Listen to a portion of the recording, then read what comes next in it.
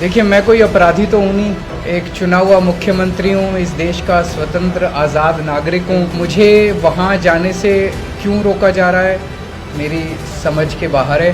और मैं समझता हूँ कि वहाँ पे दुनिया भर के बहुत बड़े बड़े नेता आ रहे हैं और सिंगापुर की सरकार ने स्पेशली मुझे बुलाया है। दिल्ली में शिक्षा और स्वास्थ्य के ऊपर जो क्रांति हुई है और दिल्ली में अलग अलग क्षेत्रों में जो तरक्की हुई है, दिल्ली मॉडल के बारे में वहाँ पे प्रस्तुत करने के लिए, तो पूरी दुनिया के लीडर्स जो हैं वो दिल्ली मॉडल के बारे में सुनेंगे। ये इससे देश का गौरव बढ़ेगा, इससे देश का नाम होगा। दिल्ली मॉडल की चर्चा आप लोग जानते हैं पूरी दुनिया में हो रही है। जब ट्रंप साहब आए थे, उनकी वाइफ मेलेनिया ट्रंप ने भी दिल्ली के स्कूलों के बारे में सुना था, वो दिल्ली के स्कूल देखने गई।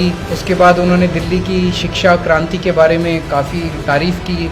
यूनाइटेड नेशंस के पूर्व महासचिव बान की मून साहब, वो दिल्ली के मोहल्ला क्लिनिक देखने के लिए आए। ये तो देश के लिए गर्व की बात है, अच्छी बात है। तो मैं समझता हूँ कि केंद्र सरकार को ऐसी चीज़ों को रोकना नहीं चाहिए, ये अच्छी बात नहीं है। जाहिर तौर पे राजनीति है और इसके अलावा कोई कारण लीगली तो कोई कारण नज़र नहीं आ रहा। ऐसा तो है नहीं कि कोई कोर्ट ने रोक लगा रखी है मेरे जाने पे, मैंने कोई अपराध कर रखा है, तो कोई कोर्ट की रोक नहीं है, कोई किसी तरह की रोक नहीं है। एक आम नागरिक भी तो बाहर जाने के लिए स्वतंत्र है, तो फिर अरविंद केजरीवाल क्यों नहीं जा सकता, चुना हुआ मुख्यमंत्री क्यों नहीं जा सकता। और मैं जिस काम के लिए जा रहा हूँ, मैं तो वैसे ही विदेशों में ज़्यादा नहीं जाता। पिछले 5-7 साल से जब से मैं बना हूँ, मुझे लगता है 1-2 विजिट्स को छोड़ के मैं गया ही नहीं हूँ। लेकिन जब देश की बात आती है, देश का नाम रोशन होने जा रहा है, देश की तरक्की की बात हो रही है, दुनिया देश की बात कर रही है, तब तो मुझे लगता है कि हमें अपने पार्टीबाजी वाली राजनीति छोड़ के सबको एक साथ होके एकजुट होके देश की तरक्की की बात करनी है।